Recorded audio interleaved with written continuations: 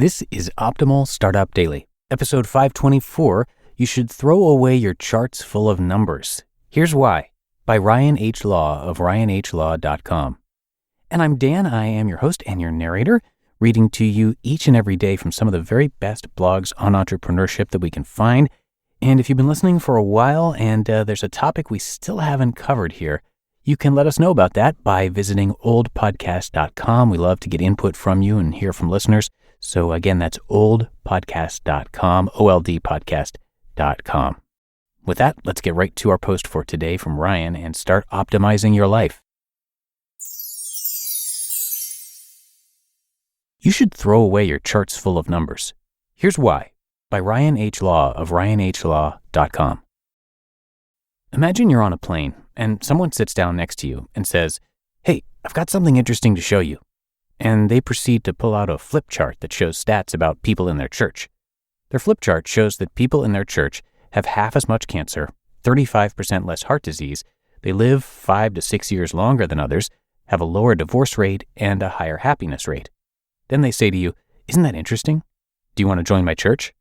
While you might find these facts interesting, I doubt you're going to say, "Sure, sign me up." Most people would say something like, "Oh, no thanks," then quickly try to change the subject or get a different seat if they persisted. I served as a missionary for my church when I was 19 years old, and I assure you that we did not do missionary work this way.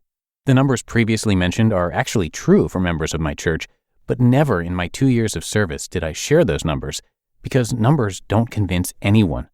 What did I do instead? I shared my story. I shared my church's story. I spent time building on common ground and building trust, and I helped people make and keep commitments. However, when I started in the financial services business, I put together a binder with about 20 charts showing various numbers that I would pull out during every appointment.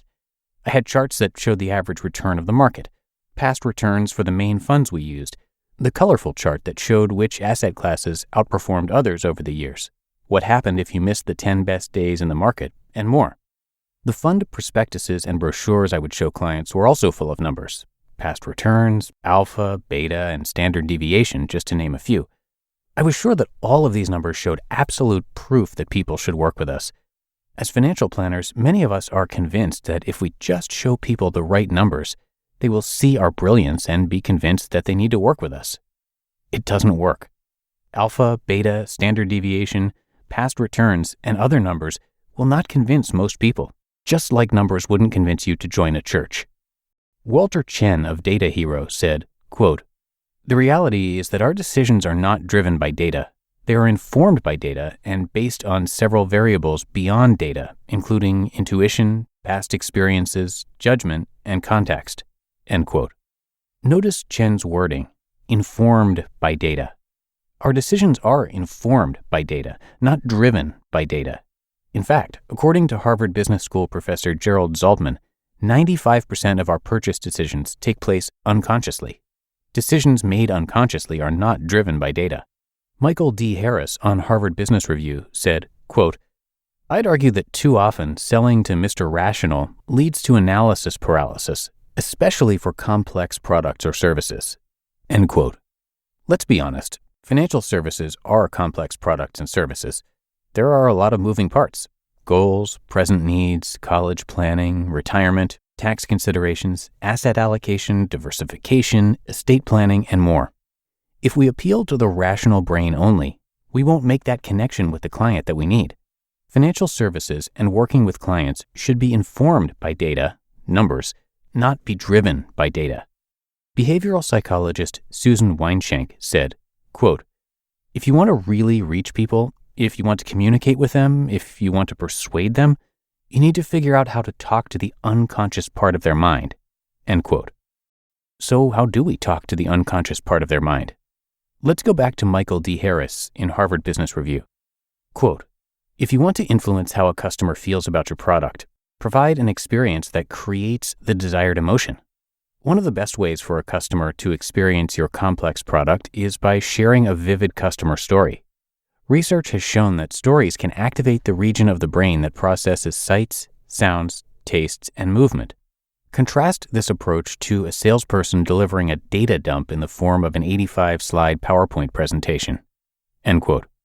Get rid of your 85-slide PowerPoint presentation and focus on stories. Contrast these two examples. 1. Rob tries to sell life insurance by talking about insurability, the lower cost of buying when you're younger, the differences between term and whole life, and numbers showing probability of dying at various ages. Rob uses logic and tries to appeal to the rational brain. Rob's practice is driven by data. And 2, Susan also sells life insurance, but she shares client stories. One story is about a client who wanted to, quote-unquote, think about it, and got killed in an accident on vacation. His wife and children were left destitute and, in addition to grieving, lost their home. Another story is about a client who purchased insurance at a young age and ended up becoming uninsurable a few years later. Susan is appealing to emotion and the unconscious part of the mind by telling client stories. Susan eventually needs to use data, or numbers, to sell the insurance, but her clients will be informed by data, not driven by it. The unconscious mind will have made a decision based on client stories that speak to a desired emotional state. Is Susan being manipulative by sharing stories that evoke emotions? Harvard business professor Gerald Zaltman, who has studied and written in depth about using emotion to reach customers, was asked this same question. Here is his response. Quote, "All knowledge can be used in constructive, socially responsible ways just as it can be used harmfully. If we want the opportunity to use knowledge to benefit consumers, we shouldn't shy away from learning more about the inner workings of the human mind. This also runs the risk that some people might use that same knowledge in ways we consider inappropriate."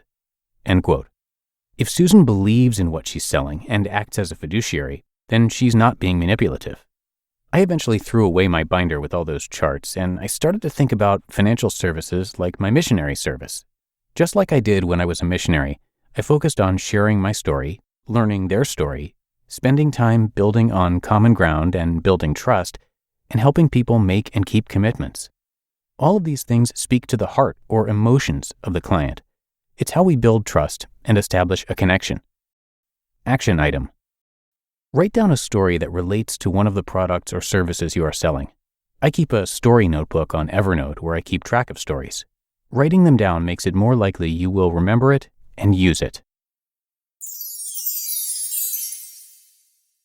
You just listened to the post titled, "You Should Throw Away Your Charts Full of Numbers. Here's Why," by Ryan H. Law of ryanhlaw.com. You're ready to take your business to the next level, but you'll need the right team to make it happen.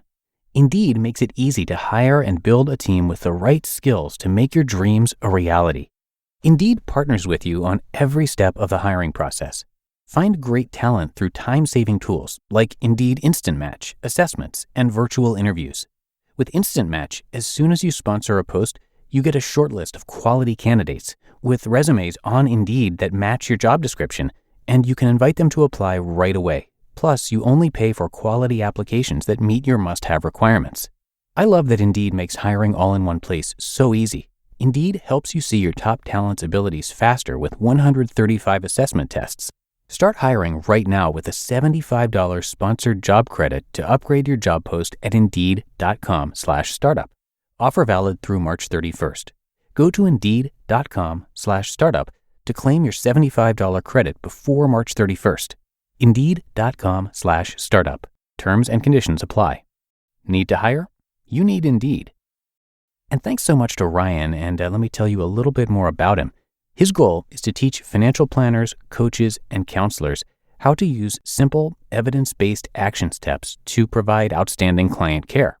He received his bachelor's degree from Utah State University in family finance, and after graduation, he worked in the financial planning field for several years before deciding to return to school. He received his master's degree in personal financial planning from Texas Tech University, and he's now a certified financial planner, also called a CFP, as well as an accredited financial counselor, or AFC. And he currently teaches at Utah Valley University in the financial planning program, covering financial counseling, and runs their on-campus money management resource center as well. He also serves on the Association for Financial Counseling and Planning Education Board of Directors, where he has served as treasurer and president, so he is really well-versed in the financial world. And Ryan has also spent a lot of time learning about client communication, financial psychology, habits, change, and everything else along those lines. And you can learn more about him and see more of his work on his website, ryanhlaw.com. But that's going to do it for today. Hope you have a great rest of your day and that you'll join me again tomorrow, where your optimal life awaits.